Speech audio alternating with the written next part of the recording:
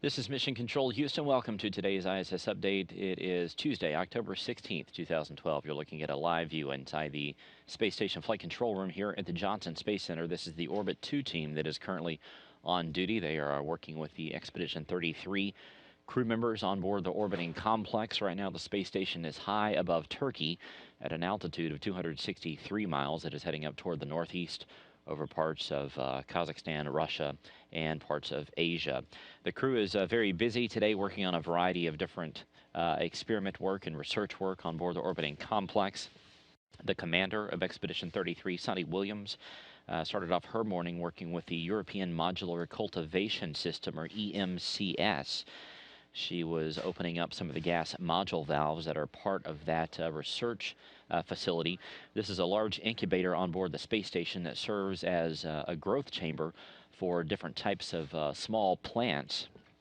That particular incubator can actually simulate different forces of gravity. It can either have no gravity like they do up in space, or it can have 2 times the gravity you would find here on Earth. And all that is designed to find out what kind of effects plants see while they're up in space with the crew members. She also has a ham radio pass with a school in Spain. She's also performing an acoustic survey of the space station environment.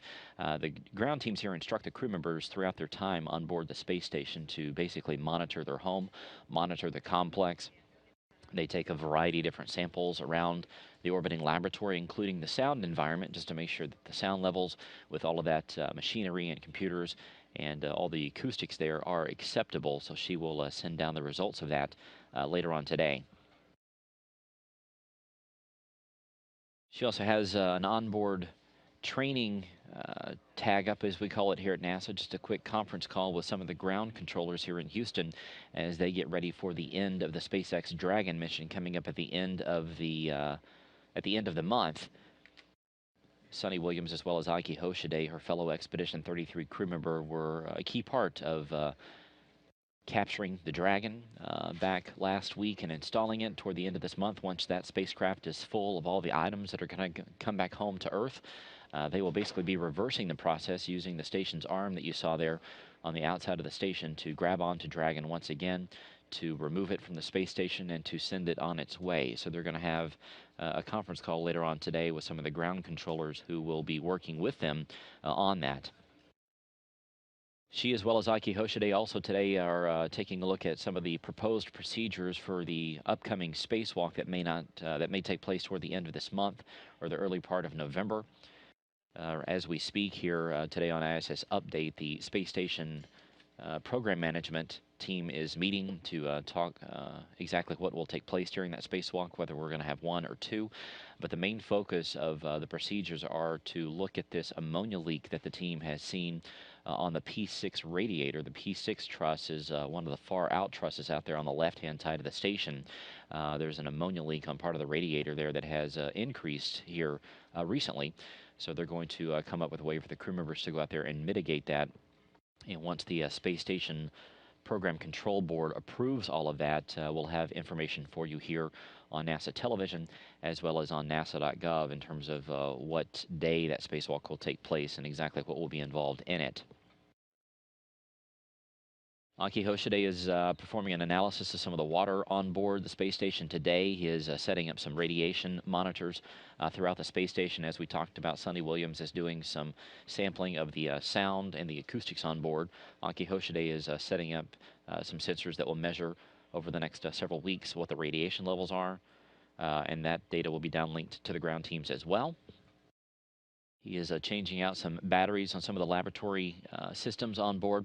He's also working with what's called the Microbe 3 experiment, which takes a look at bacteria inside the Kibo laboratory. That is the Japanese facility on board the station. That just takes a look at different fungi and bacteria that are growing in there, things that the human eye can't see. And that will help combat things as we look toward going on longer space flights to an asteroid and on to Mars one day. Obviously, you want to have as sterile of an environment as you possibly can in your spaceship. As we mentioned, he's also going to be taking part in that Dragon training conference call with the ground teams to figure out what the crew's going to be doing once Dragon departs. And then Yuri Malenchenko, the other flight engineer on board, is working in the Russian segment.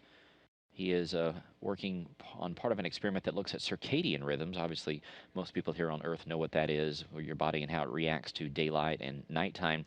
It's a little bit different whenever you're up in space and you see more than a dozen sunrises and sunsets per day.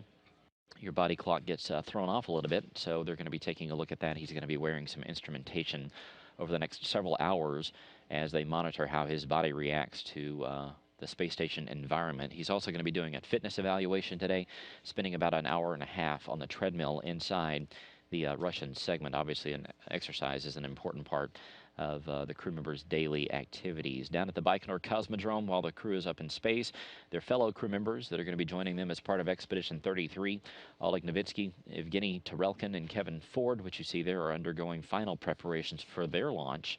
That launch is coming up on October 23rd at 5:51 a.m. Central Time. That is 6:51 a.m. Eastern Time. They'll be launching on a Soyuz rocket. Of course, we'll have live coverage here on NASA television, as well as of their docking 2 days later on October 25th. That docking is scheduled for 7:35 a.m. Central Time, 8:35 a.m. Eastern Time.